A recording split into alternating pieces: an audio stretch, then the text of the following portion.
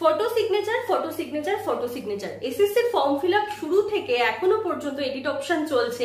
Photo signature নিয়ে কিন্তু সমস্যার সমাধান হচ্ছে না, কারণ অনেকেই প্রশ্ন করছো যে ফটো সিগনেচার ঠিকমতো আপলোড করার পরেও প্রোফাইল যখন খুলছো সেখানে এডিট করার কথা বলা হচ্ছে।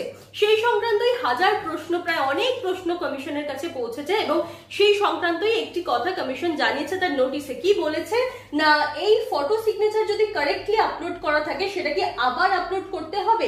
সেখানে ক্লিয়ারলি কিন্তু বলা হয়েছে, if you have entered correctly with clear photo and clearly legible signature at the bottom of the photo, there is no need to re-upload। অর্থাৎ যদি তুমি ঠিকঠাক ভাবে ক্লিয়ার ফটোগ্রাফ এবং ক্লিয়ার সিগনেচার করে থাকো তাহলে কিন্তু তোমাকে রি-আপলোড করার দরকার নেই। যদি কারেক্ট না থাকে, ক্লিয়ার না থাকে, তাহলে রি-আপলোড করার দরকার আছে। এবার কমিশন এর আগের দিনই একটা নোটিশ দিয়েছিল, সেখানে কিন্তু কমিশন দেখিয়ে দিয়েছিল যে কোনটা কারেক্ট। আমি একটু তোমাদেরকে দেখিয়ে দেবো। শুধু ফটো সিগনেচার নেই, এটা কারেক্ট নয়।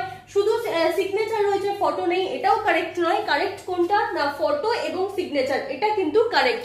এইভাবে যারা দিয়েছো তাদেরকে রি-আপলোড করার দরকার নেই, এবং যারা এইভাবে দাওনি তারা কিন্তু রি-আপলোড করবে। এই সংক্রান্ত নোটিশ কিন্তু ওয়েবসাইটে এখনো রয়েছে।